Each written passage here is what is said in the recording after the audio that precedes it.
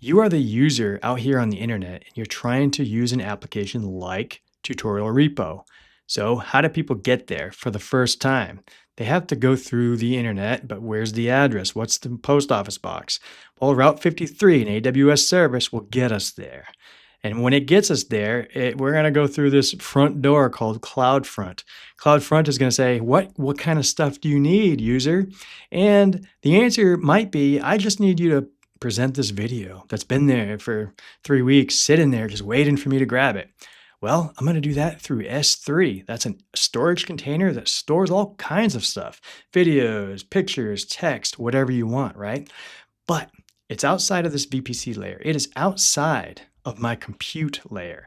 There's no computation when you grab this video. It's already been made. I've already put it out there.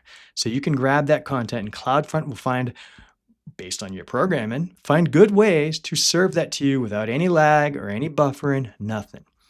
But let's just say you want to change your password or something like that, right? Well, that's some compute. You need to compute some stuff, right? I don't know if I'm closer to availability zone A or availability zone B, but I don't care because my load balancer will figure that out. How does it keep track of all this stuff? That's what you'll learn in the course, right? What do you mean? Why would I care if I'm on zone A or B? You'll learn that in the course. Well, let's just say we get routed to zone A to do some computation. That computation is, hey, I'm changing my password. So I'm going to do stuff that requires conditional statements, check in to see if you put in the right password twice, all that computation. It's not static, it's computed. And once you get that password figured out, you type it in a couple times, we might store that in some sort of database. This is a far-fetched example because we don't see your passwords or anything like that. It's all authenticated through more services that Amazon has.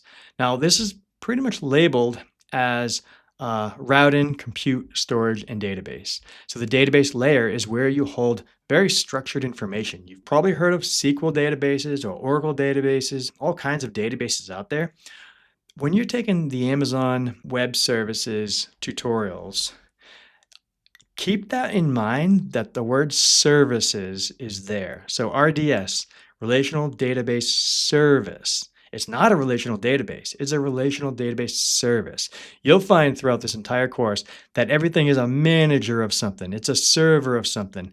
It provides you a service. It's almost like a commodity. If you want to do something that's very complicated, AWS offers you that simply. And that's what this course is all about, to get you through this entire diagram plus a whole bunch more.